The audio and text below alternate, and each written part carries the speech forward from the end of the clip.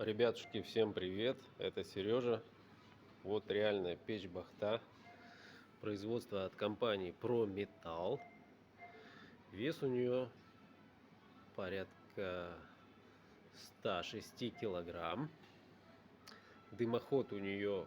Сейчас мы дымоход не увидим, потому что на нем стоит вот такая штука. Это конвектор Лира. Но у нее дымоход может быть как верхний, так и сзади можно сделать выход дымохода.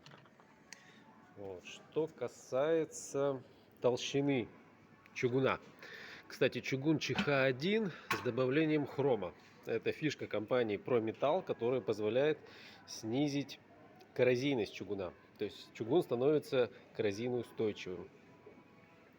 Вот здесь есть такая комфорочка, ее можно снять, посмотреть. Вот эта вот конструкция, это тоже фишка печи Бахта. Она позволяет забирать практически все тепло от дров, которые вот здесь горят. Так, это документация. Вот, колосник.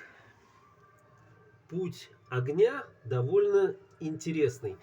Здесь он горит, потом он идет сюда, вот заходит сюда, и через этот дымовой зуб вот потом вылезает наружу.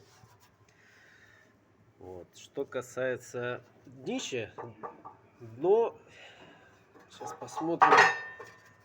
Дно производитель заявляет 16 миллиметров толщина, действительно чугун толстый.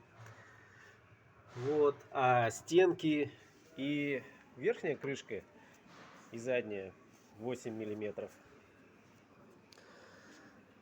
Так что печь надежная. Дрова. Длина дров. Производитель заявляет, что лучший вариант для дров это 40 сантиметров. Ну, в принципе, сюда и 45 сантиметров дрова влезает. И даже углем ее можно топить. Главное, чтобы содержание угля было не более 25%. Вот.